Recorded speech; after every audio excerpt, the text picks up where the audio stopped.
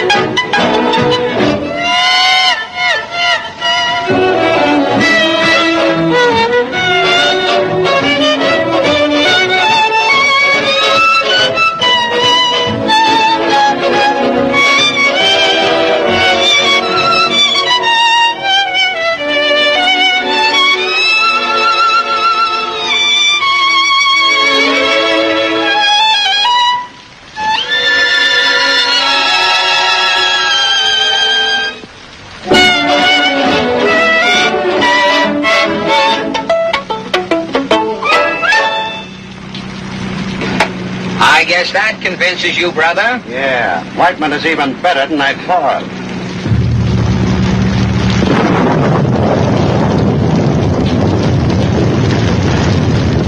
Everybody out, change here for New York.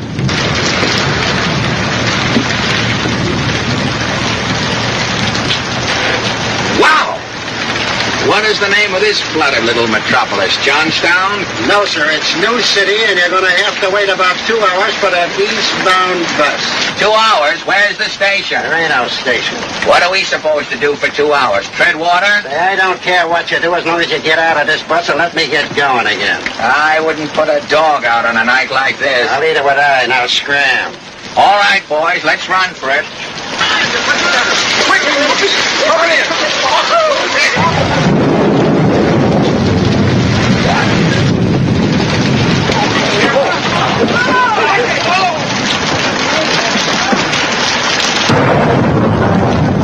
This is fine. Shipwrecked in a berg like this for 2 whole hours. You would get us into a mess like this. I'm wet and half frozen. When can we get a cup of coffee? There's a lunch wagon over there. Hey, gang, how's about some bacon and eggs? Boy, I could go for a bowl of chili and a strawberry soda. Well, how about you, Pickle Puss? Would you care to dip your beak in a bowl of chili? You ready? Yeah! Let's go!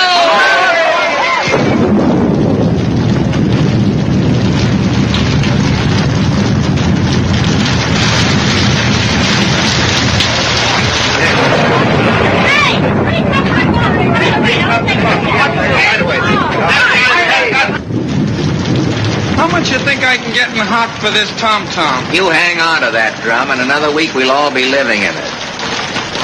Where are you going? Inside. The last time I got caught in the rain with this suit on, the vest disappeared. Come on. Judge Cullinan is against the crime wave. He is firmly opposed to graft and corruption in public office. Get a load of that kisser. If that guy speaks here tonight, the joint is haunted. It's a political rally. Yeah? What's he running for, boogeyman? Well, we're lucky for one thing. At least we have bus tickets back to New York. I wonder how the bread lines are back there. Yes, sir. It's quite a town you got here, buddy. Does it ever do anything else besides rain? Oh, sure. Why, this town's the county seat. It certainly is. Our fair state faces the greatest crisis in its glorious history. A crisis which makes it necessary for us to stand shoulder to shoulder and face our duties with the same courage and determination as was displayed by our forefathers.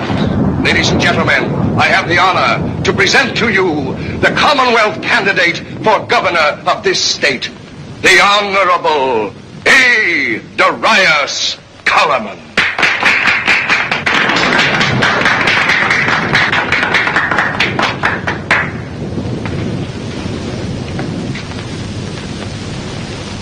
Thank you, my friends, for this tremendous ovation and for this generous enthusiasm. As I gaze out upon this sea of upturned, smiling faces, it warms the cockles of my heart. Now let us go back over my record day by day of the past 30 years. I was born in a log cabin.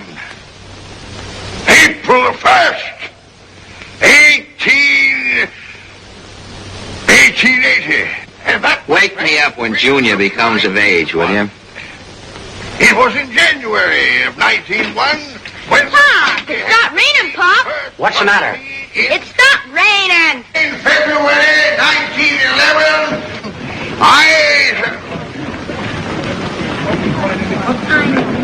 What's the trouble? Father says it stopped raining. All right, fine. Now in February 1911... But wait, I'm not through yet. Well, what's the use of fooling ourselves? It's been the same story all over the state. If they don't walk out on you during February 1911, they're surely gone by the spring of 1912. Where did you get that speech, anyway? I wrote it myself. Certainly is a pip of a vote-getter. Who's there? Opportunity. Oh, go away. Judge Cullinan? Yes. Permit me to introduce myself. Lyman is the name, brother. Always happy to see a politician with his hands in his own pocket. Scandals. We don't want any. Now, let's not be hasty, Judge. I'm not here to bandy words. I'm a very busy man, but never too busy to be patriotic. Well, listen, Mr. Lyman, we're busy too. What's on your mind? Let me ask you one question, Judge. How would you like to deliver your campaign speech to a packed house every day and every night in every town and city in this state, rain, shine, fog, or hail? Young man, I don't need your help. In me, you see a self-made man. Showing the horrors of unskilled labor, Judge. What's your idea if you have one? Spill it and get out. I suggest that we surround Judge Culliman here with music, singing, and dancing. Dancing? Exactly. Now, with my plan, we'll come into town like Barnum and Bailey Circus, bringing with us fun and entertainment, along with our political candidate. And the show will be free, gentlemen, absolutely free. Why, we'll have music, girls, and dancing. With this, we'll cinch the male vote. Next, we'll have a crooner, a fine, strapping youth whose dulcet tones come from way down in his abdomen, or belly to you, Judge. With a crooner, the female vote, gentlemen, is in the bag. Why, the whole thing is ridiculous. What am I supposed to do, a fan dance? You? Why, you're the climax of it all, the star. You'll stand out like a walrus in a goldfish bowl. You'll be the fireworks at the top of the whole celebration. Just picture your spot, Judge. You walk on the stage to an audience soggy with contentment, delirious with happiness, and groggy to the point where they'll listen to whatever you have to say, no matter how trivial. Where would you be able to get hold of these wonder workers? Brother, let me press your cuticle. I was hoping you'd ask me that question. Through a strange prank of fate, gentlemen, I have with me at the moment a celebrated group of artists bound for an extended engagement at John D. Rockefeller's Radio Center Theater in New York City at a terrific salary. Well, how much would it cost to keep them here? Roughly $500 a week, and I'll throw in Rubinoff free. Too high. Our campaign funds are a little low now. Well, let's not haggle about money, gentlemen. We'll come to terms later. Hey, Ned, don't bunch of big ideas. Step on it, Billy. Well, at last, come on, will you? The bus is waiting. Do you want to get us stranded? Everybody, folks, we're not taking the bus. I've got a big proposition here, the biggest we've ever had. Now, wait a minute, Ned. You've got us in enough trouble already. If you want to stay here, stay, but give us the bus ticket. All right, boys, you win. Here are your tickets. I'd like to see you guys gum up the biggest opportunity we've ever had. You're going to stay right here and like it. And what's more, if you hams don't want to get out of the habit of eating, you better get out those horns and play. And play like you've never played before. Happy days are here again.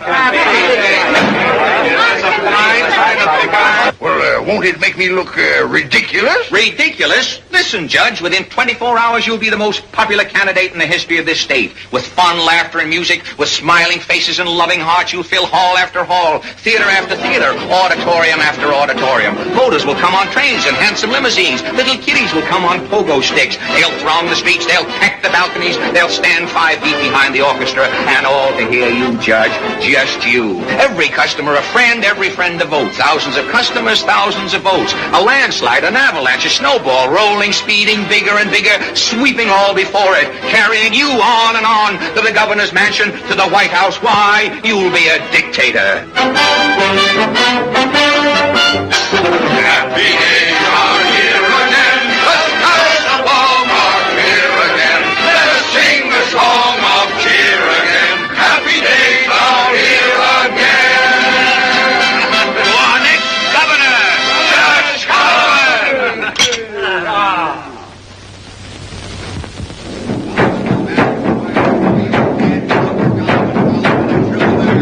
Bring back prosperity with Culliman for governor. Folks, there is only one Culliman.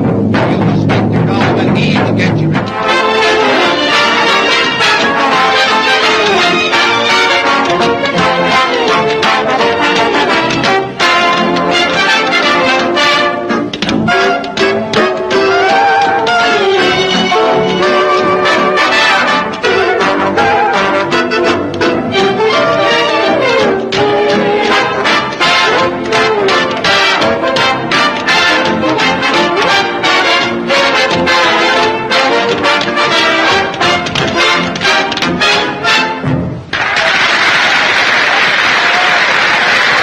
Honey, you look great. Thanks. But you would say that. Well, I hope I do as well. Hold it, Judge. But don't I speak now? Not yet. We haven't got them softened up enough. I want that mob laying in the aisles when you get out there. Okay, Eric, you're on.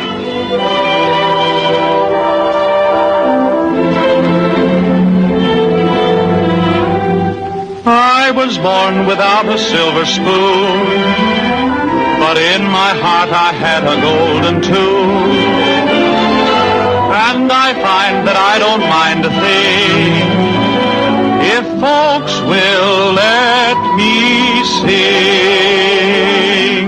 I've got a pocket full of sunshine and a heart full of song. And when I see you, all I want to do is pass it along, pass it along. The skies may be a little cloudy, but the world can't go wrong. While you've got a pocket full of sunshine and a heart full of song.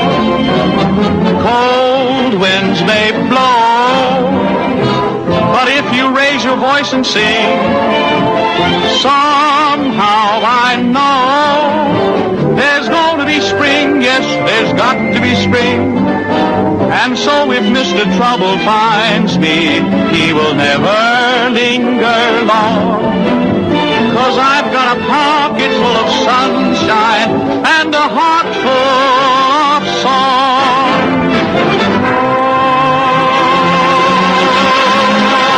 But if you raise your voice and sing, I know there's going to be spring. Yes, there's got to be spring. And so if Mr. Trouble finds me, he will never linger long. 'Cause I've got a pocket full of sunshine and a heart full of song.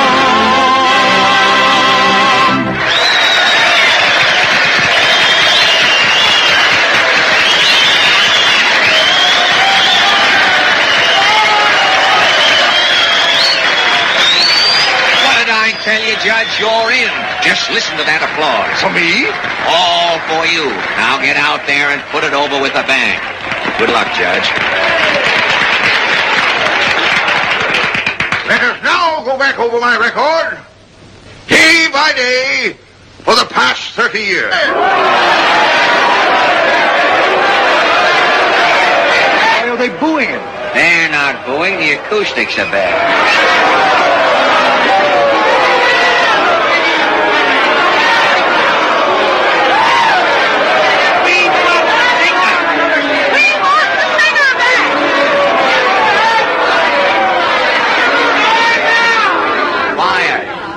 Quiet. Thank you very much. Ladies and gentlemen, your benefactor and my friend, the Honorable A. Darius Culliman, the people's candidate for governor, brings you a message of vital importance.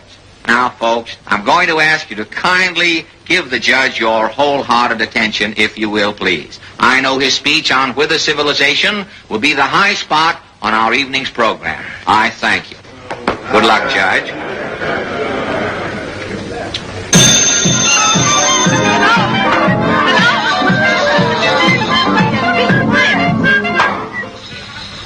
Hello? Say, listen, will you please be quiet up there? You're keeping everyone in the hotel awake. Shame on you. We're having a party. We're celebrating our first job in 6 months. Election day is near and soon we'll all be at the polls to do some voting. We'll all be voting to the principles of politics. Each moment of our time we've been devoting.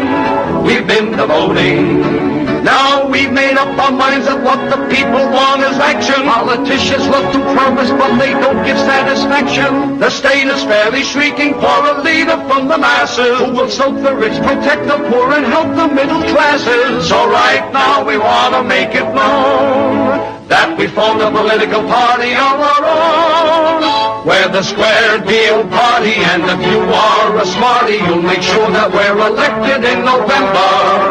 We're not red or Bolshevistic, communistic or fascistic. We're the party of the people, tried and true. It's a desperate situation, volume 1 administration. We'll make changes that we're sure you will remember.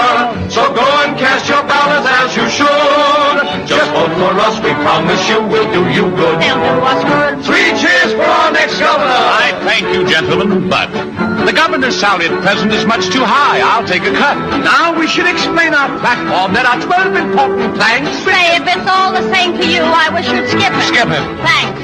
The government of the people, by the people, if I may say, is the government which the people... May I ask a question? Play. We'll slave for the red, white, and blue. That's what we'll do. That's what we'll do. You're telling me? We're telling you. Even if we take a little money for ourselves, how much can 14 boxes hide? Even if we take a little money for ourselves, 4 boxes can't hold much inside. Even if we have to raise the taxes, which are much too high already. Even if we have to raise the taxes, still we'll keep the budget steady. Even if we have to sell Alaska, if we have to fight with Madagascar. Even though you know we're dumb, there might be someone twice as dumb who'll come and join the square deal party. And if you are a smarty, you'll find out that life begins when we're... We'll absorb your last year's losses and get better odds on horses, and we'll push the market up 10 points a day. We'll make all the wealthy powers cut the week to 15 hours and do other things we probably won't remember. Happy days are here again to stay if you elect us on election day.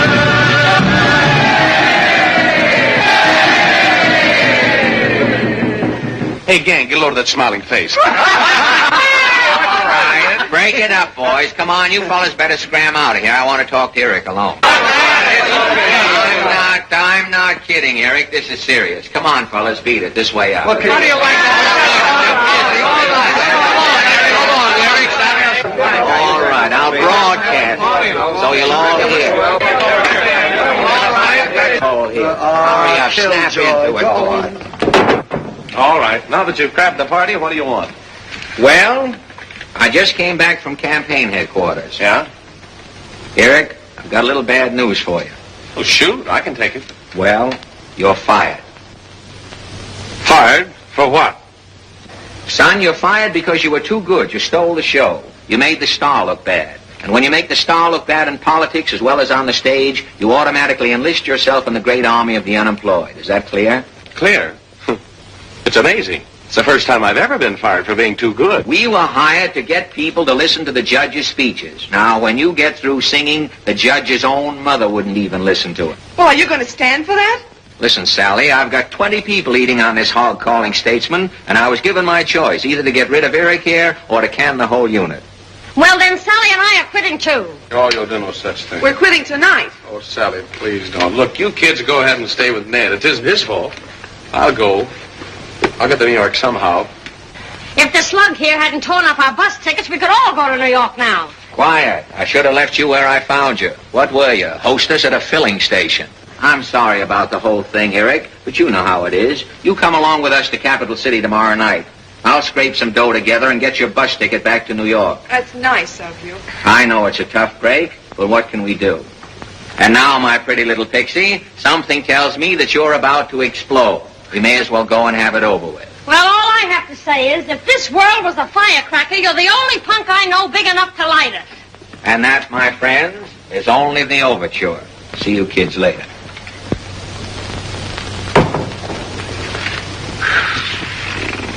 And that, folks, is better. Gee, I'm sorry, Eric. That's a tough break. No, that's not the first kick in the pants I ever got. I got a surprise for you. Champagne. Champagne? Yeah. Oh. I've been saving this just for us, and we're going to celebrate regardless. I always did want an excuse to drink a whole glass full of this stuff at one time. Well, now you've got a good one. Pretty little bubbles. I wonder what it'll really do to you. Let's find out. Let's. I better sit down first. That's a good idea. Here's to you. Mud in your eye.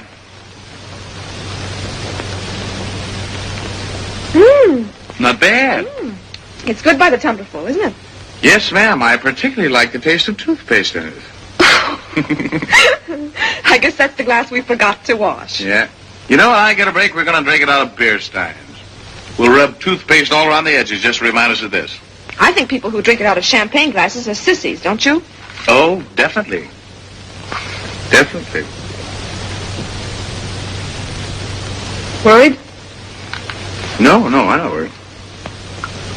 Oh, you'll get there, Eric. This isn't going to stop you. No, I don't think it will. But it's a little discouraging. Oh, well, I'll get a break in New York. Sure you will. But I hate to see you go.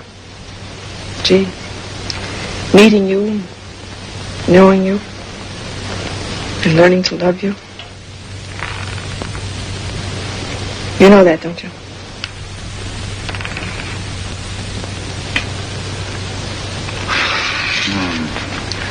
I'm beginning to get the breaks already.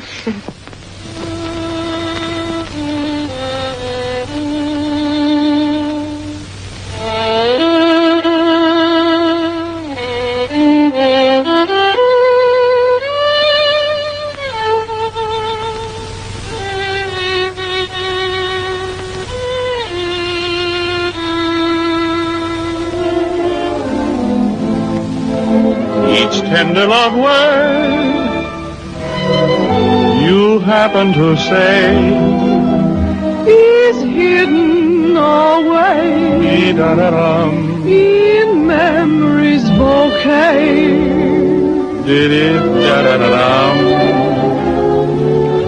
Thanks a million, all I remember too.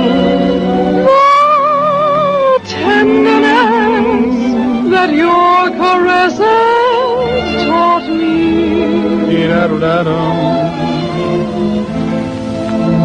You made a million dreams come true, and so I'm saying thanks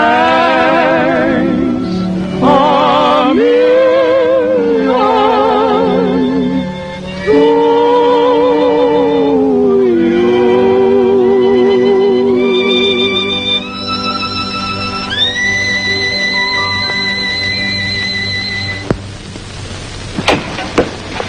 Don't you know you're keeping everybody in the joint awake? Heifetz is in bed at 9 o'clock.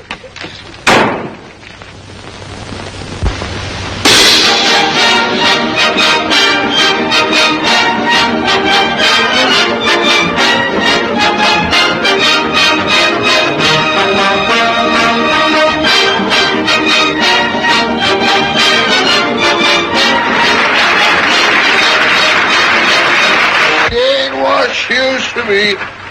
Hey, shut that door, quick. Oh, the old gray mare, she ain't wild.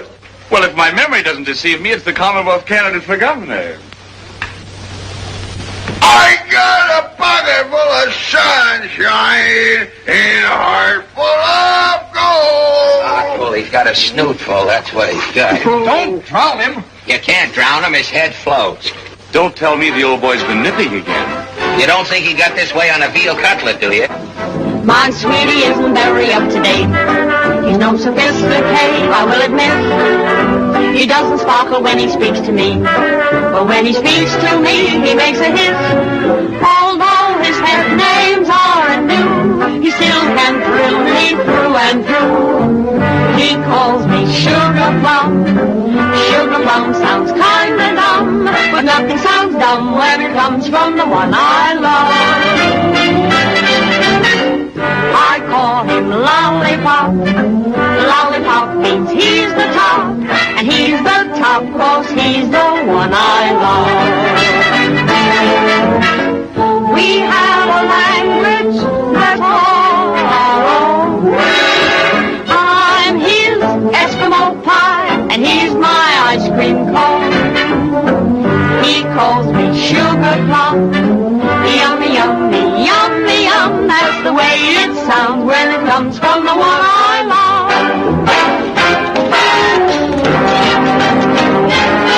See now, count him off while I hold him. No! All right, dumped him again. I've had enough. See what you can do with it. No!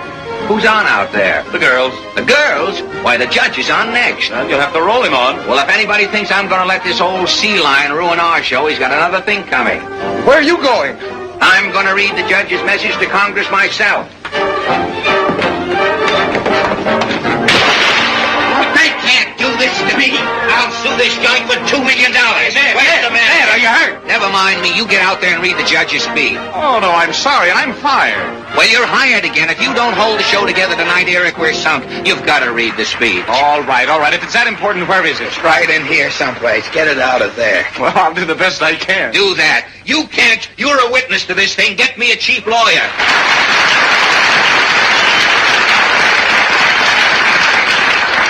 Thank you. Ladies and gentlemen, I'm afraid I have some disappointing news for you. Judge Culliman, your very esteemed friend and candidate for governor of this state, who was supposed to address you at this time, will be unable to do so. He has suffered a very severe attack of indigestion.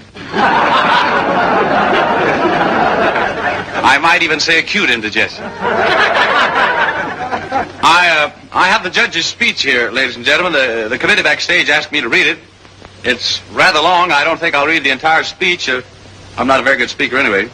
But I would like to give you some idea of the services that Judge Culliman has rendered to the people of this state. Let me see. Things are getting worse and worse. This is the third time this has happened to the judge in the past 2 weeks. Well, I'm convinced it's about time we were doing something about it. I hope we can keep it out of the newspapers. Let's hear this. It seems that the judge was born somewhere around 1880 in a log cabin. I guess you know that, though, by now. But, and he started out in politics as a justice of peace down in Cotton County, I think about 30 years ago. Yeah. I guess that justice of peace doesn't sound like much of a job to you. But to me, it seems rather important. I don't know. Those old justices of peace, they really might not have known very much about law, but they certainly knew a lot about human nature. I know because my dad was one right down here at Oakdale. Who is he? Oh, I don't know. Some sort of a singer, entertainer. Made quite a hit in New City last night. As a matter of fact, he made so much of a hit that the audience wouldn't listen to what the judge himself had to say. Looks like they're not going to listen to him tonight either. And I think the fact that Judge Culliman was reelected Justice of Peace of Cotton County 6 times, I think that at least shows that he gave satisfaction in a job that might have run him a little bit nuts sometime. I'll probably run you a little nuts with this speech before I get through with it. I'm not very good at it. This young man is good. The crowd seem to like him. If he keeps on like this, he'll get more votes for Culliman than Culliman will ever get for himself. Let's see what the old boy did next. This seems to bring us up to his term as state tax collector. I don't know what I could say about any tax collector that might make you feel drawn to him, but I imagine that the old judge was no worse than any of the others, probably collected his taxes as painlessly as possible. Still, you can't tell about that, and we better skip that part of it. I guess that pretty well covers the career of Judge Culliman. He has a lot more written here, and it's written much more eloquently than I've been able to put it, but I think I've just about hit most of the high spots. I hope you understand, ladies and gentlemen, that I haven't been attempting to make a political speech. I'm just batting for a very remarkable old boy who has devoted his entire life trying to serve you people. And I'm sure he deserves your support at the coming election. I think.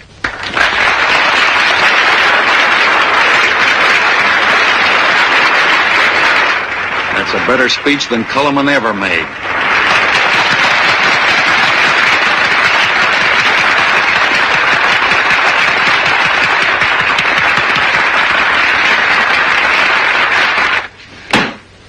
Take him to the hotel. If anybody sees you, tell him he's a Republican.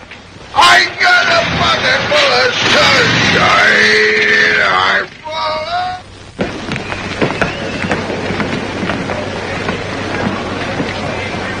I I would like to speak to Mr. Eric Land, please. Yes, sir. 742, sir. Thank you. Good evening, Mr. Kruger. Room 742. Hello? This is Grass talking. Yes, I'd like to see you alone. It's most important. Come right up. Room 742. Goodbye. Who was that? It was Grass. He wants to speak to us alone. He says it's important. Say, will you girls scram into the next room till Eric and I get rid of this guy? All right, but save me a sandwich. And save me a drink. All right, kids. I wonder what that old fluff wants. I don't know, but if he's got the judge with him, you better hide that liquor. Life is just a bowl of politicians. Well, good evening, Mr. Grass. Come right in. Come right in, We'll gentlemen. take up a minute of your time. Eric, how are you? Hello, Mr. Grass. Eric Land, I want you to know Mr. Kruger, Mr. Casey, Mr. Maxwell. How do you do, sir? Gentlemen, Ned Lyman. Glad to know you, Mr. Kruger. Mr. Kruger is the state chairman of the Commonwealth Party. Oh, fine. Let's take off the coats, have a little drink. Sit down, boys. Make yourselves Quite a at home. crowd you had down there this evening. And another thing, Mr. Land. I want to compliment you on your ingenious method of saving what might have been a very embarrassing situation for Judge Culliman. Well, you can never tell about acute indigestion, Mr. Kruger. It's liable to hit you any time. Yes, I'm afraid Judge Culliman's kind of indigestion has hit him once too often. Oh, I wouldn't be too hard on the old boy. Anybody's apt to get thirsty. It was political desperation that compelled us to nominate him in the first place. We knew from the very beginning that his chances of being elected were extremely remote. Yes, his collapse was very obvious. You can see by that no one in the audience was fooled. By tomorrow, the whole state will be laughing. We have only one recourse, to withdraw Judge Culliman as our candidate. Which now brings me to the point of this visit. We want to draft Mr. Land here as a substitute for Judge Culliman on the Commonwealth ticket. What was that? We want Mr. Land to run for governor of this state. You know what I thought you said? I thought you said you wanted me to run for governor. I did. That's what we thought you said. Yeah. Hey, come here. I assure you, Mr. Land, that this is not as insane as it first appears. We've taken the liberty of checking on your purely technical qualifications, such as the fact that you were born in this state and still retain a legal residence here despite your absence. Mr. Casey here knew your late father down in Oakdale. He's been able to provide us with a general outline of your career since you left school to study voice. So you see, this isn't a carelessly considered suggestion after all. Mr. Land, this isn't a form of flattery. It's a cold-blooded estimate. There was a quality about you tonight that swayed your audience, that made them trust and believe in you. He has a fine platform personality, real human appeal, and a great sincerity. And that's the paramount asset in a candidate. Without it, he's lost. That's a very beautiful speech. Are you finished? Well, that's just the beginning. Well, you needn't go any further. I'm not interested. What? You don't want to be governor? Oh, the whole thing's a gag. It's nothing but a rib. I don't want to run for governor. I'm not fit to run for governor. And furthermore, I'm not going to run for governor. So forget about it. Now, wait a minute. He's got something there, Eric. Did you hear that? Now, listen, gentlemen. I don't know the first thing about politics. I wouldn't know how to run a hot dog stand, much less a state. You know right from wrong, don't you? You know what a fair, square deal is, don't you? You can't know any less about it than that alcoholic hillbilly who's running now. Oh, but I still think the whole idea is daffy. Me for governor? Who's going to vote for me? Look, in the state of Washington, the people elected a jazz band leader lieutenant governor, and if people will vote for a jazz band leader, they'll vote for anybody. Now, listen, Ned, there's no... Mr. Land, the public is fed up with professional cut-and-dried politicians. They're sick of them with their stupid speeches and rash promises. We want you because you're not a politician, because you're not identified with any political schemes or party maneuvers. You're young, you're clean-looking. You have a magnetism that inspires confidence. And above all, you're honest. Oh, I still think the whole idea is daffy. Mr. Kruger, will you gentlemen let me speak to Mr. Land in the next room for just a minute? Surely. I think I can convince him. All right, son, come with me. I don't know why you want to try to convince me. I don't want to be governor in this room or any other room. Sally, guess what's happened? I know all about it. Eric, you've got to do it. But what about New York? That's exactly what I'm thinking of. You haven't a ghost of a chance of being elected governor, but you'll get a publicity break that'll make you. But how? Did you ever hear of radio? Radio? Certainly, but I don't know what good making a political speech on the radio is going to do me. Sweetheart, you're not only going to speak, you're going to sing. Sing? And you're going to get a big radio hookup, or you I won't won't run for governor. Oh, Sally, you are without a doubt the most remarkable woman I've ever known. Say, Ned, go in there and put it up to them. Tell them that they'll give me a big radio hookup and a chance to sing one song with every speech I make. It's a deal. Otherwise, no dice. My boy, I'll demand it. Well, they may do some pretty screwy things in politics, but I don't think they're going to elect you governor simply because you can yodel. All I want is a chance to sing on the air. Some big New York broadcasting company might hear me and give me a job. Okay, Gov, come with me. Eric, it's a deal. Mr. Kruger here accepts your proposition. As a matter of fact, a radio hookup is part of our program. May we announce your acceptance? I have one more request. What is it? Judge Culliman must remain on the ticket as candidate for lieutenant governor. I wouldn't want to shove the old boy out in the cold. Humane thought. I think that's a brilliant suggestion. Absolutely. It'll save his face politically. Not only that, it'll save the few votes he already controls. Right. Agreed. Gentlemen, I accept. And if I am elected, may the good heavens above have mercy on this state. Congratulations. Thank you. Don't worry about it.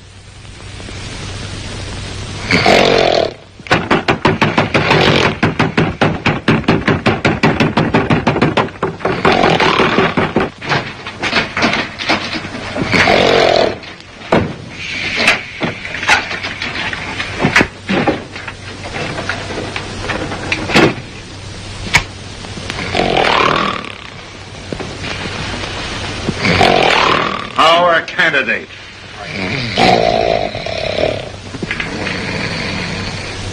Coleman! Judge Coleman! Wake up! Judge! Wake up! Judge!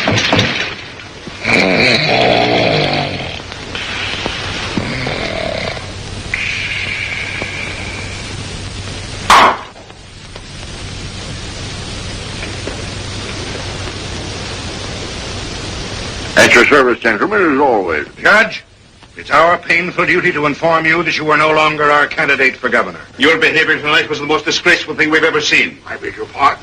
The very life of the Commonwealth Party depends upon this election. We're not going to allow your actions to jeopardize it any longer. Gentlemen, what is this all about? We're here to demand your resignation.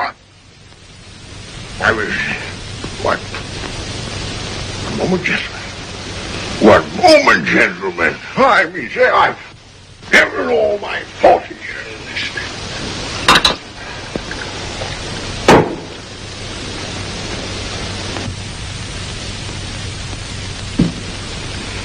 Joe, have you the little black book with you? Oh, you can't frighten me. I'm set. See what it has to say on the subject of one Judge A. Darius Coleman. Carter, Coleman, here we are. Coleman, March 1st, 1929, fell asleep while trying a man for murder. April 26, 1931, fell asleep while delivering a lecture at the orphan asylum. That was poisoned liquor in every case, and I can prove it.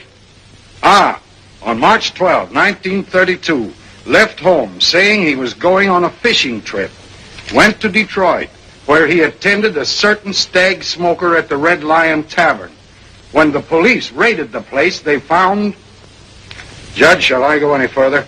No, you've gone far enough. Gentlemen, on second thought, and on behalf of party harmony, I accede to your suggestion. Good boy, Judge. I'm glad you thought it over. Congratulations, Judge. It's the smartest thing you've ever done. Good night, Judge. Now you can take your hat off and go back to bed. Anytime at all. Anytime at all. Thanks for the visit.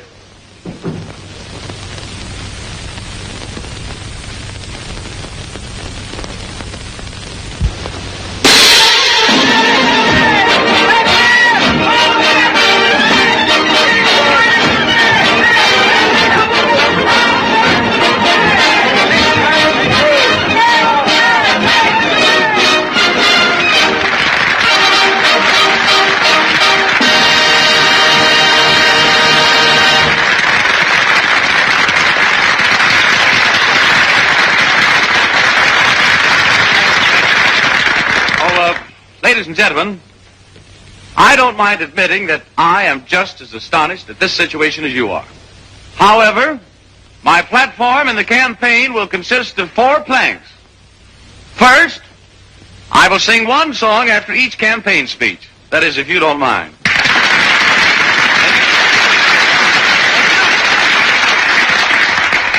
And second, if elected, I'll try not to do anything that I'll be ashamed of.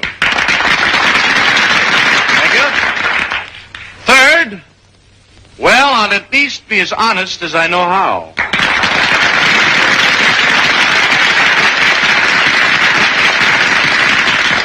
Fourth, I will make no campaign speech lasting longer than 30 seconds.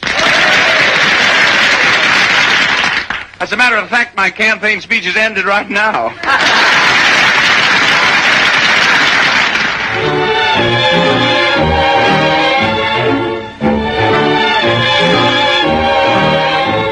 I'm sitting high on a hilltop, tossing all my troubles to the moon, where the breeze seems to say, don't you worry, things are bound to pick up pretty soon. Beneath the sky on the hilltop, seems to me the world is all in tune. I forget all the hustle and hurry, tossing all my troubles to the moon. I know someone will love me and everything will be just grand.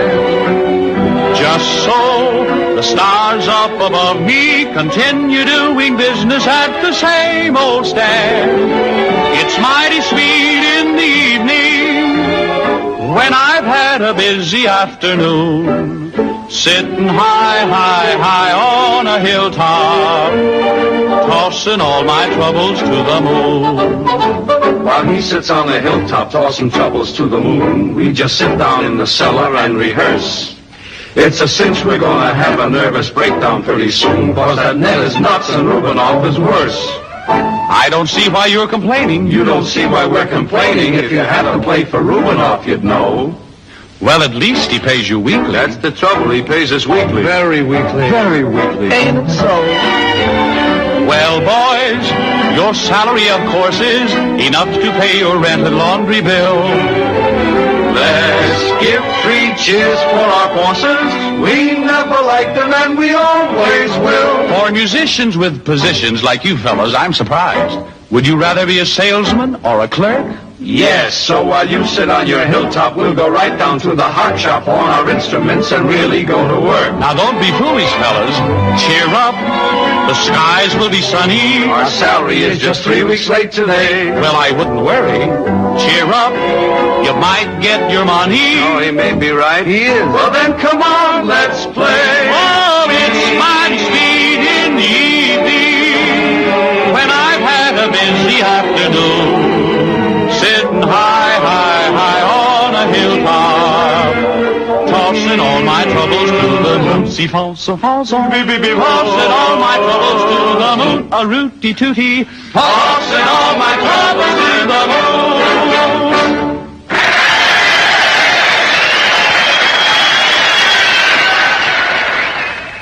All set, Mr. Kruger. Sorry I'm late. That's all right. Oh, by the way, Mrs. Kruger going with us. Oh, fine. She's very anxious to meet you. This is the first time she's ever expressed a desire to meet anyone connected in politics, so you should feel complimented. I do tremendously. Fine. I'm sure you'll enjoy yourself very much. Oh, here he is. Hey, hi, kids. Will you excuse me, Mr. Kruger? I'll see you in the car. Fine. Well, Gov, you're certainly dressed to kill. Aren't you coming along? Funny, I'd like to, but there's a sort of a supper being given for me tonight. Mr. Kruger thinks I should be there. Do you mind? Well, I guess not if you have to. That's your job. Are you sure you don't mind? No, I have some things to do. You go ahead. Fine. See you the first thing in the morning. Bye, darling. Good night, kid. Good night, Gov. Good night. Sorry, how'd you up? It's all right. It's no hurry. All right, Frank. Well, come along, folks. I'll take you over to the automat. Who's got the nickel? You have, I hope. Great guy. Great guy.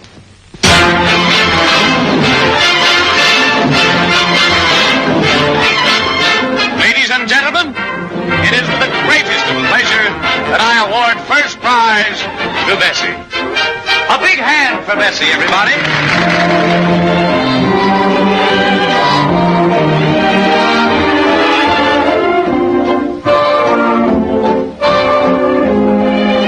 Well, there's one thing wrong with politics. It's certainly tough on your feet. There's more than one thing wrong with politics. You don't have to tell me. I'm dead. I could sleep for a week. Oh, darling, couldn't we just take a couple of days off and go someplace, huh? Where we could be alone for a while. Oh, I'd like to, really, but there's not a chance. We're just heading down the home stretch. But during the next 2 weeks, I'll be doing everything but getting tattooed. Might even have to do that. That's fine. So far, that's the only thing you've missed. Say, listen. So far, the only thing I've really missed is us. You wouldn't kid me, would you? Oh, don't talk to me like that, honey. Speak to me gently, tenderly. Soothe me. I'm a little slug-nutty. I need a woman's cool hand on my brow. Well, aren't you getting it? Hey, in English, just what does that mean? In English, it means I'm sick of it, that's all. I see you 1 minute, 2 minutes, once a week. When I think of the good times we used to have together, I get kind of fed up. Do you recall who talked me into taking this guy ride? It was you, wasn't it? You think I like it? Why, for 2 cents, I'd chuck the whole works. What? And pass up a chance at a big radio contract, success, stardom? Don't be silly. Say, what side are you on, anyway? Now, come on, sweetheart. Tell old Governor Land all your troubles. All right, let's get it straight. What are you running for, Governor or Mrs. Kruger? And what's she running for, you? Now, how do you know that's my bad ear? Oh, Eric, I'm serious. She's after you, and whether you know it or not, I do. I don't mind keeping undercover while you attend banquets and lay cornerstones and make speeches. I don't mind any of that because it's part of the game. But I'm getting so sick of the glamorous Mrs. Kruger. You know, I was just thinking, you got the most beautiful eyes I ever saw in my life. There's a kind of a sparkle there. Don't get mad at me. Would it do any good for me to say to you that there's no one in the world I care for but you? That it's you I want to be with and not Mrs. Kruger? That it's you I love and not Mrs. Kruger? Would it do any good? It would help. Well, then I say it. But do you mean it? Certainly I mean it. I'd get up when my feet are too tired.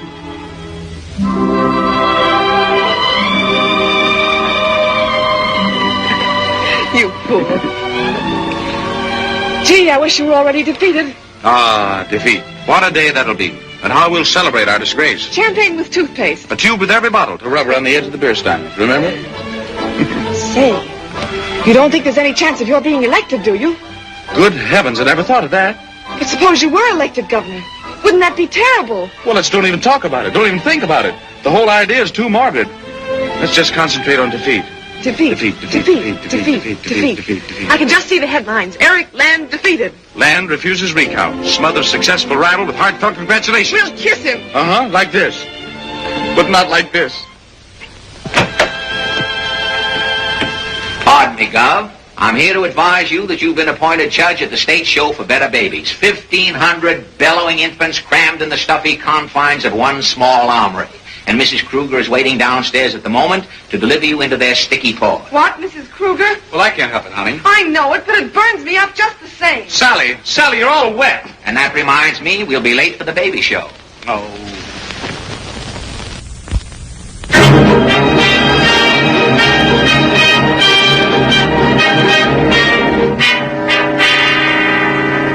I don't wish to alarm anyone, but Mr. Land is gaining votes every hour. Unless we do something to offset that popularity, we are certain to be defeated at the coming election. This whole situation is perfectly ridiculous. Kruger and this young man have turned this whole campaign into a farce. I ask him a thoroughly proper question. What about the state sinking fund? How does he answer? He sings, I've got a pocket full of sunshine, and I'm sitting high on a hilltop.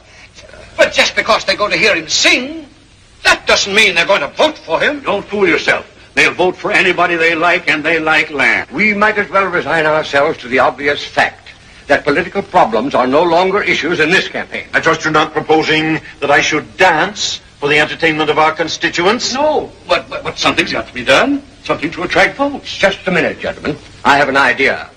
Suggested by the governor here. You spoke of singing. Now listen. I'm not going to sing, dance, or do card tricks. Make up your mind to that. No, but we might have others do it. You mean... Exactly. If it's entertainment they want, then why can't we give it to them as well as Kruger and Land? And why not? We'd get New York on the phone at once. We'd engage the greatest radio acts on the air and have them shipped here by plane. But who? Who can you get? Why, who can we get? How about Joe Penner and his duck? Who do you like, Governor? Well, I rather like Amos and Andy myself. How about Paul Whiteman and his band? Whiteman is a friend of mine. I'll get him on long distance. For your entertainment and for your goodwill when you cast your votes, the People's Party takes pleasure in presenting Mr. Paul Whiteman and his world-famous orchestra, featuring that lovely singer, Ramona. Ladies and gentlemen, Mr. Whiteman.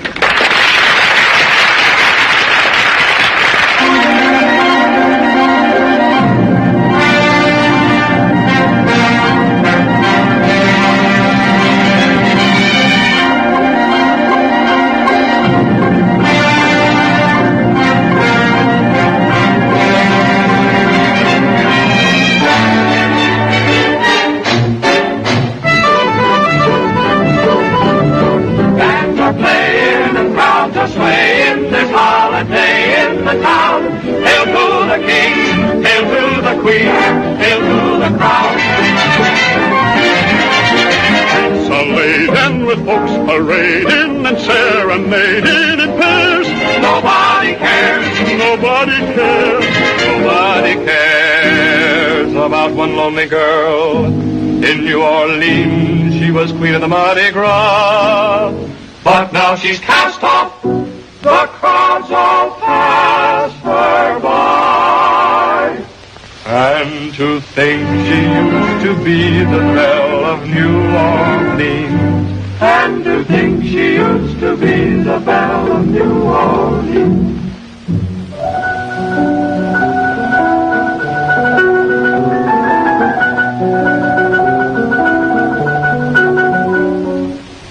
I'm sitting by my front room window, smiling, but I want to cry. Nobody pays me any heed. I'm watching a parade that I used to lead, and that's the way the world goes by.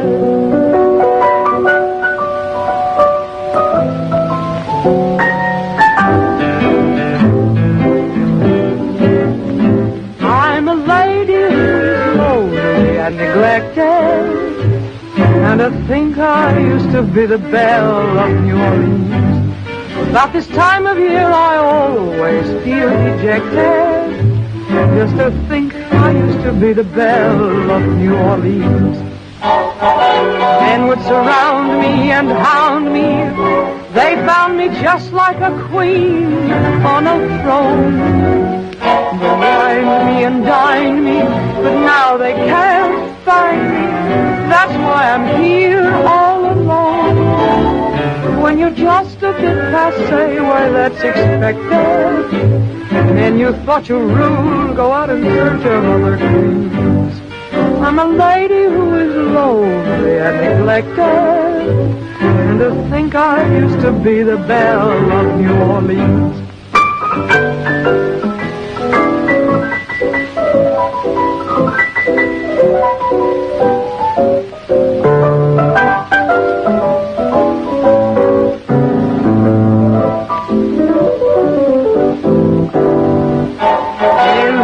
Surround me and hound me, they found me just like a queen on a throne. They wine me and dine me, but now they can't find me. That's why I'm here all alone. When you're just a bit fussy, well, that's expected. When you thought you ruled, go out in search of other queens. I'm a lady who is lonely and neglected, and to think I used to be the belle of New Orleans. And to think you used to be the belle of New Orleans.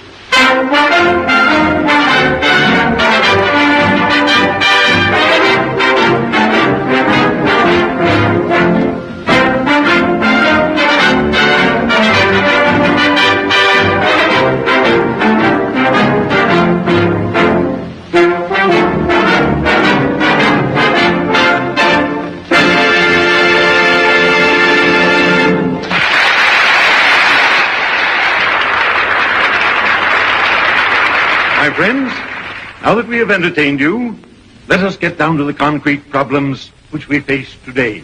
Okay, Gov, you're on.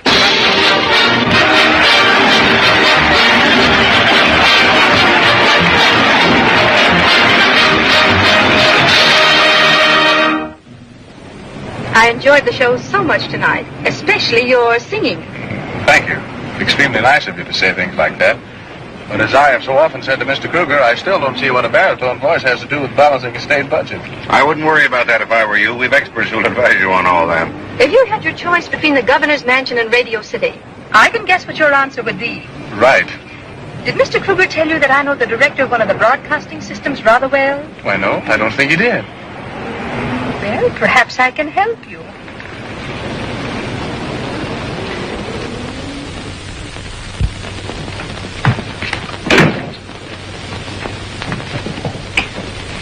Remember me?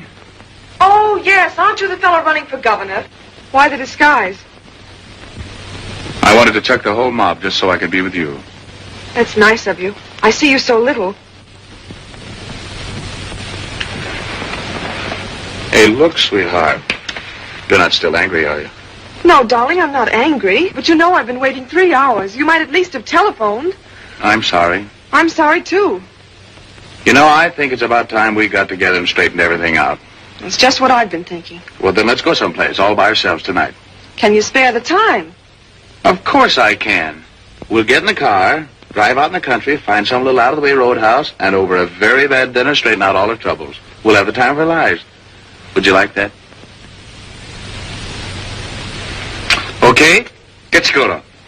Oh, but Eric, my hair is... Your hair is lovely. Oh, but I can't get Now, ready don't so talk quick. back to the governor. When the governor says get, you get. Get Scooter. Okay, Gov. I'll answer the phone.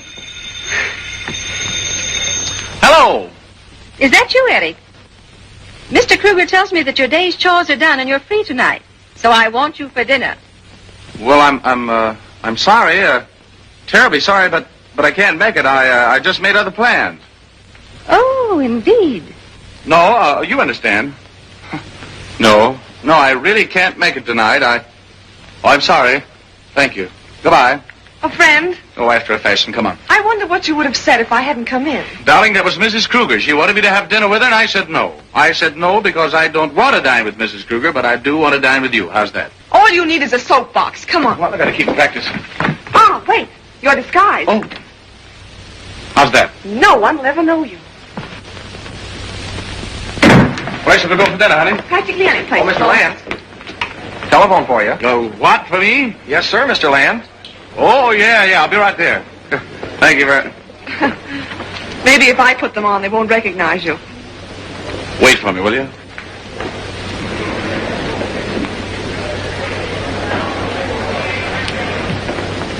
Thank you.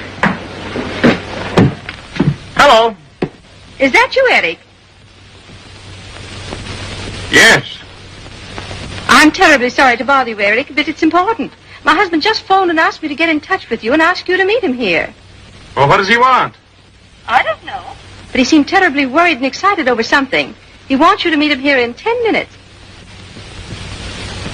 All right. I'll be right over. Goodbye.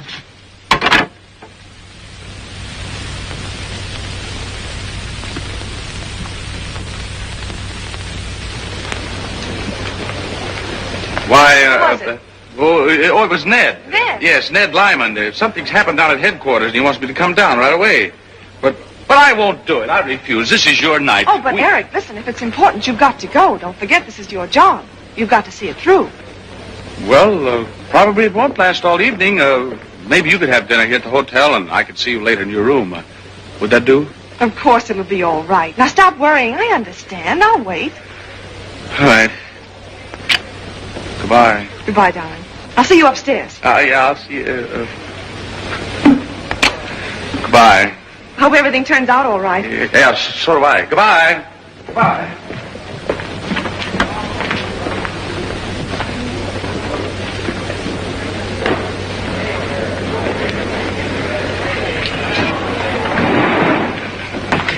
Hello, Sally. Hello, Ned. Say, we've been looking everywhere for you. Where's Eric? Eric? Why, he had an appointment. Oh, that's too bad. I thought we could all get together and catch a Mickey Mouse. There's a picture down the street where the villain kidnaps the politician and tortures him with a red-hot poker. Sounds like the sort of thing I'd enjoy seeing. I'm sorry, Ned, Phoebe, but I don't think I want to. Sally! No matter what I say, she gets into an elevator. She's got good sense. Come on. Good evening, Mr. Land. Good evening, Brown. Is Mr. Kruger in yet? No, sir. But Mrs. Kruger's expecting you in the sitting room upstairs. Thank you. Yes, sir. How do you do, Mrs. Kruger? Hello, Eric. Won't you sit down? Thank you. When do you expect Mr. Kruger? As a matter of fact, I don't expect him at all. Well, I thought you said he wanted to see me. It was I who wanted to see you. I was just too lonely to take no for an answer. Have a cigarette? Thank you. Isn't this a little dangerous? Not tonight. Gilbert won't be back in town until tomorrow morning. Oh, Gilbert won't be back in town until tomorrow morning. You're remarkable. You know I like you. I've liked you from the first moment that I saw you. Aren't you pleased? Oh, pleased? Yes, I'm delighted. That's better. You know, you've always seemed so very impersonal that I was always afraid to... Well, I'm afraid now. What about Gilbert? Don't you imagine I know by now how to handle him? Well, it isn't that exactly. He's done a great deal for me, you know. I like him. He's a nice fellow. And as much as you've stirred me, Yes? Well, I hardly know what to say. You're so beautiful. Yes? May I have a light?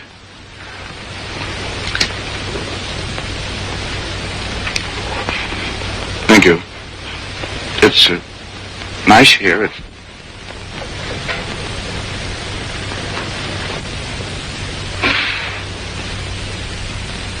You know, for a moment, I thought I smelled incense. Chinese incense. You like Chinese incense? I love it. All right. Anything you like.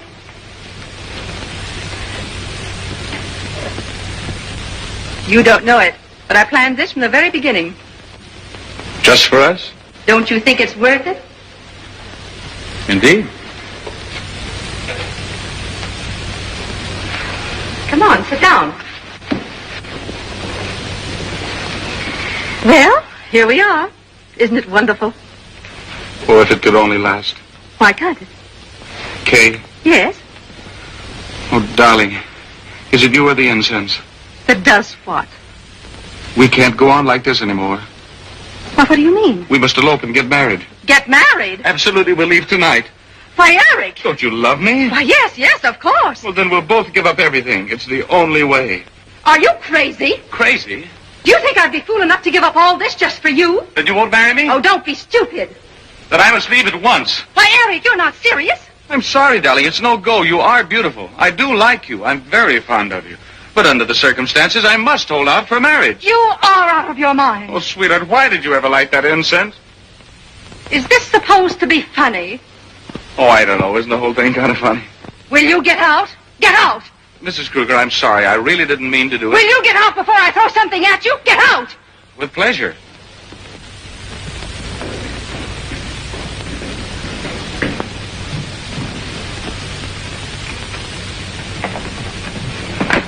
Hello! Hello!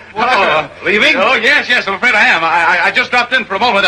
I wanted to see you, but you weren't here. I waited, but I gotta go now. Well, don't forget we have a luncheon engagement at the commercial club tomorrow. Oh, no, sir. I won't forget. Drop in any time. Oh, thanks. I'll do that. Eric, I always want you to feel that my home is your home. Thank you, Mr. Kruger. Good night. Good night. Good night. Drink up, boys. Prohibition may be back before we even know it.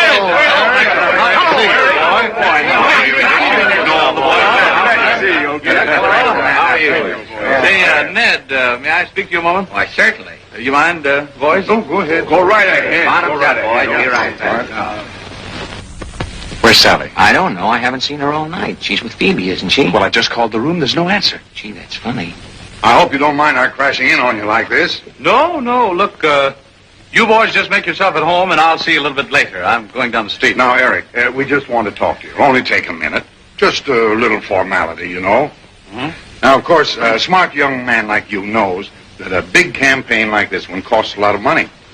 Orchestra, advertising, traveling expenses, and so forth. And of course you know how we meet these expenditures. The boys all chip in. Naturally, when a fellow does something for you, you feel like you want to do something for him, don't you? Oh, sure. Naturally. Oh, no, don't you worry about Eric. Eric is regular. He knows his way around. Yeah.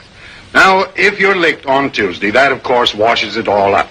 But if you win, if you're governor, this paper here shows you how you can demonstrate your gratitude. Understand? What does it say? It's a promise on your part to make certain appointments. Like, for instance, Jim here. Now, Jim put in 30 grand. And we think you ought to appoint Jim State Highway Commissioner. Then, when Jim arranges his paving contracts, he'll remember you, too. See? Yeah, I see. And it's like that with most of the boys. Fred here wants to be State Welfare Commissioner. Big job. Handles about $5 million of relief money. Fred's been a big help to us. He's a good fellow. Fred will remember you, too. See? Oh, I'm sure Fred will remember me. Go ahead and sign it. What's a little ink among friends? You know, I really don't think I should sign this until I have a chance to read it. Well, why? Well, I think I'd like to talk it over with Mr. Kruger and see what he thinks about it. All right, but don't forget, this is Sunday night, you know. Tomorrow's Monday, and Tuesday they vote. Well, now, don't you worry about Eric here. He's regular. He knows his way around. Of course he does. Funny thing you're wanting to see Kruger about it first, though. Yeah? Why? Mr. Kruger dictated it. Oh, he did? Yeah. Take your time. Look it over. We'll see you sometime tomorrow. In the meantime, don't forget. This is confidential. Oh, you can depend on me. Good night, Eric. Good night, Maxwell. Good night, gentlemen. Good night, Eric. Good night. Say, where are you going? I'm going to go down and talk it over with Sally. Don't forget, if that state treasurer's job is still open, I'm willing to dicker. Oh.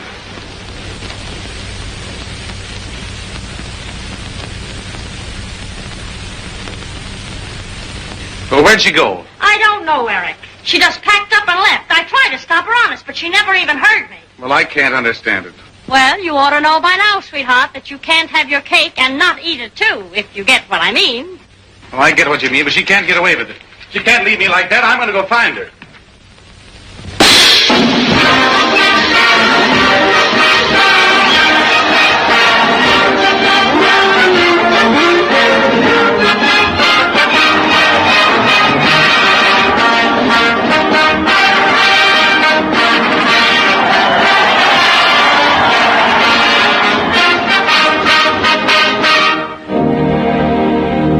Did you have any luck? We've tried every place, Mr. Land. We've been looking since dawn and can't find a trace. All right, boys, but keep trying. If you hear anything, let me know. Yes, sir. Ladies and gentlemen, for the past month you have been listening to a series of broadcasts presented by the Commonwealth Party. Tonight is election eve, and we take great pleasure in presenting your popular candidate and your future governor, Mr. Eric Land.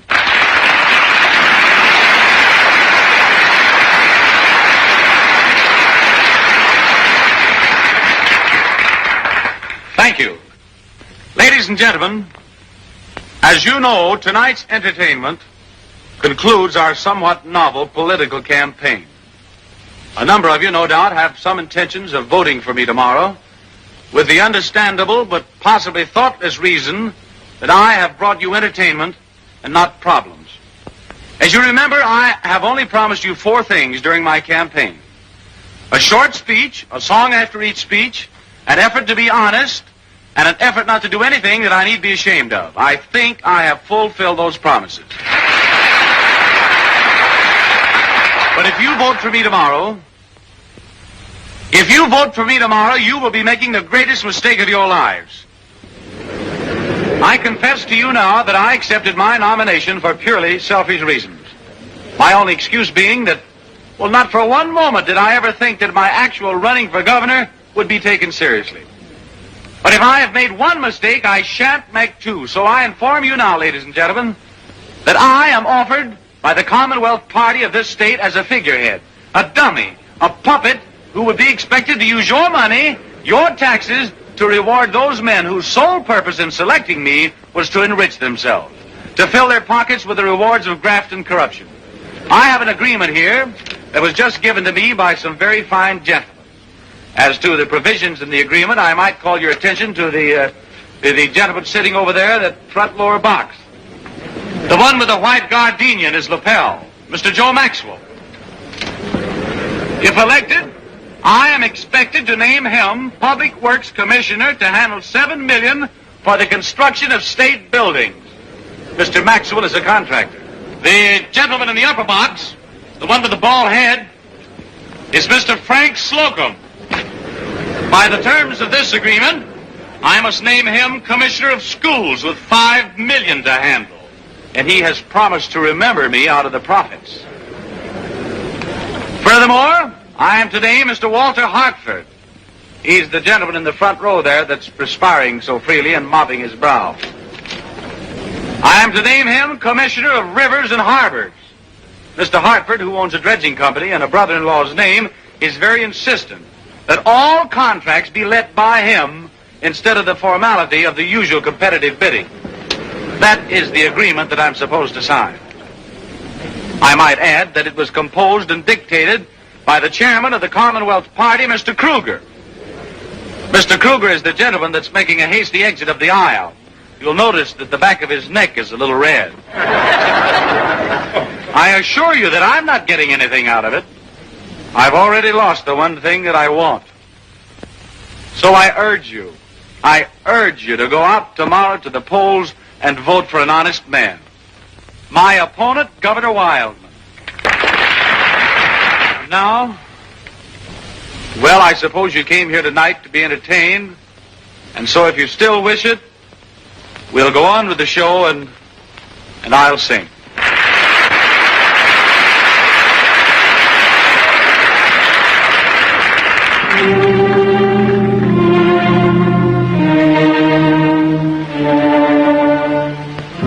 Thanks a million thanks to you for everything that love could bring. You brought me each tender love word you happen to say is hidden away in memory's bouquet. Thanks a million, for I remember too the tenderness that your caresses taught me. You made a million dreams come true, and so I'm saying thanks a million to you. Thanks a million thanks to you for everything that love could bring. You brought me each tender love word you happen to say is hidden away in memory's bouquet.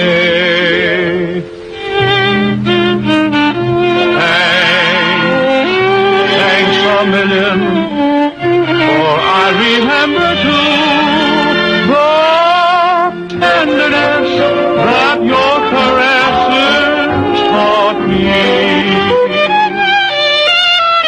You made a million dreams come true, and so I'm saying thanks a million to you.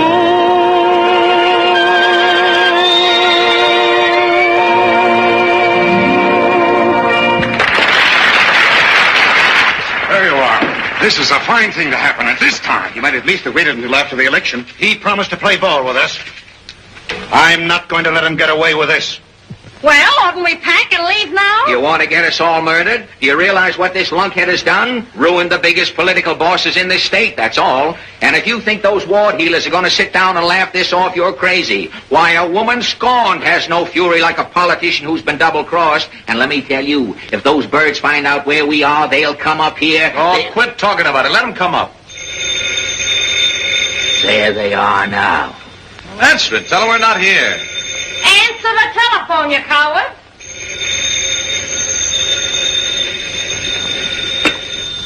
Hello? Mr. Wann's apartment? Eric Land there? Feng Sing Lo, Mr. Land's secretary speaking. I'm disguising my voice. I want to talk to Eric Land. No. Mr. Wann not here. Mr. Wann, go away. Important business. Make conference. Don't give me that. Put Land on the telephone and be quick about it. Mr. Wann, give no forward address. Mr. Wann, leave state. Go Siberia. Start new 5-year plan. Oh, he did, eh? Well, you tell Land for me if he knows what's good for him, he'll come to my office at once. And if he don't, I'll come and get him. And I won't be alone. Thank you. Goodbye.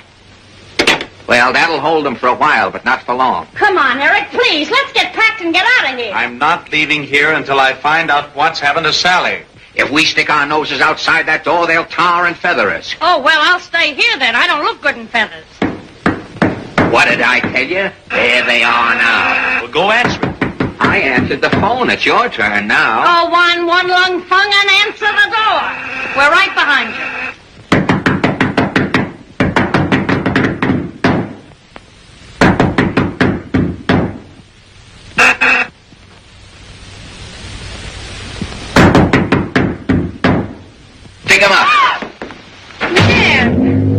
Sally, where have you been? Here, you get inside here. We've been looking for you. Sally! Eric!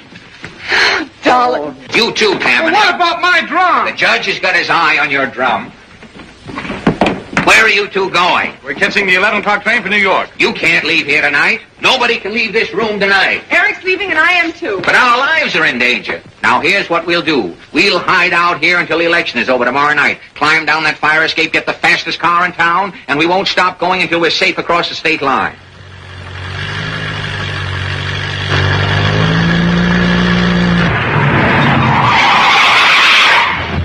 Step on it, will you? We're practically parking. In 5 more minutes, we'll be safe across the state line. If I thought you were this slow, I'd have taken a cab.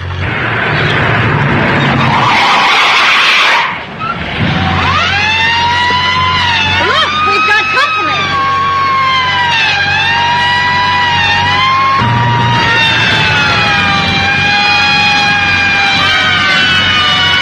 Those 2 cops still there? Oh, there's 4 of them now. One for each of us.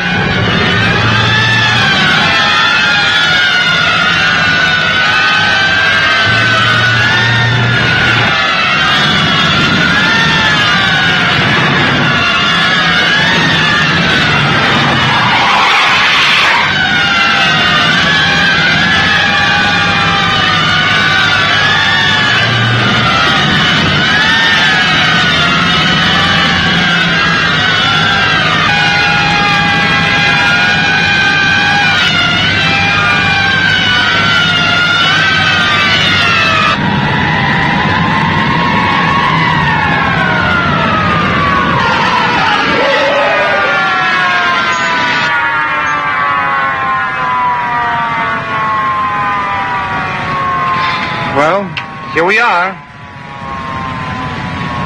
You get around kind of fast, don't you? Why, officer, we're practically crawling. Crawling? Atlantic, do you call that crawling? What's your name? Eric Land. And he's not saying another word until we get a good lawyer, either.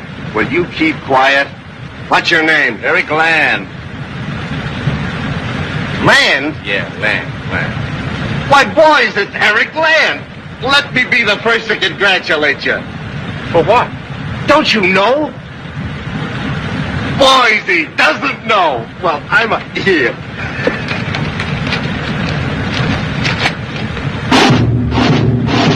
We're the Square Deal Party, and we're feeling hale and hearty. 'Cause our candidate's the one who's been elected. Let's begin the celebration. For with Land's administration, We can chase old man depression far away. It's a cinch there'll be a wedding, 'cause the governor is heading for the altar with the lady he selected. So tell the world that everything's okay, and happy days are here again to stay.